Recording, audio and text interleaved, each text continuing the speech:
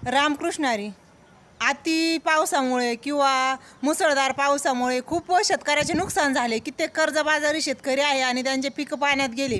म्हणून अक्षरशः बरेच शेतकरी स्वतःचा जीवाचा त्याग करत आहे, फाशी घेत आहे, काहीतरी करून आत्महत्या करत आहे. तर शेतकऱ्यांनो, हे एकदम चुकीचं आहे. आत्महत्या करणं याच्यावर पर्याय नाही आहे.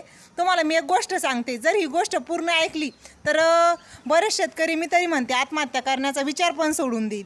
मग असाच एक शेतकरी, त्याच्यावर एवढं संकट कोसळलं, त्याने सांगितलं आता जिवंत राहून काही खरं नाही, माझ्यावर एवढं कर्ज झालं आहे, माझं अख्खं पीक पाण्यात गेलं आहे, आता मी हे कर्ज कसं फेडू?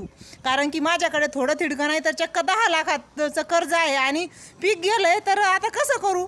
तर तो गेला आहे चक्क, म्हणे मी या पुरामध्येच आता जीव देतोय म्हणे. म्हणून तो एका मोठ्या गावाजवळच एक मोठी नदी होती, तिथं गेला. नदी झाल्याच्या तिथं गेल्याच्या नंतर तिथं एक कोळी होता. तो म्हणे काय आहे म्हणे, सगळे लोक या पुरापासून वाचतायत आणि तू इथं का आलाय? म्हणे मला जीव द्यायचा आहे म्हणे, मला जिवंत राहायची इच्छाच नाही कारण माझ्यावर कर्ज झालं आहे. हो का म्हणे, ठीक आहे म्हणे, तुला जीव द्यायचा आहे ना, 1 तास थांब म्हणे, फक्त माझ्यासोबत चल आणि नंतर जीव दे. तर तो त्याला एका ठिकाणी घेऊन गेला आणि सोबतच्या माणसाने त्याच्या कानात काहीतरी सांगितलं, याने त्याच्या कानात काहीतरी सांगितलं. तो म्हणे 5 लाख.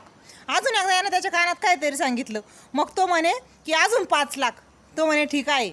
आणि मग हा माणूस म्हणजे नेमकं चाललं काय?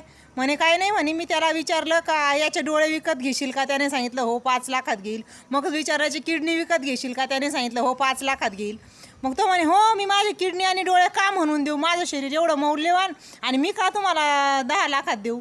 म्हणे अरे तुला येऊ मारायचं आहे तेव्हा मारायचं आहे, मग तुझं शरीर आमच्या तरी वापरात येईल, आम्हाला तरी तेवढे पैसे भेटतील. त्याच्यामुळे जरा विचार करा, आपलं शरीर काही 5 आणि 10 लाखाचं नाही आहे. आपण जर जिवंत राहिलो तर कितीही कमवू शकतो. म्हणून कोणी आत्महत्या करू नका. ही वेळ आज आलेली आहे आपल्यावर, वाईट ही नक्कीच निघून जाईल.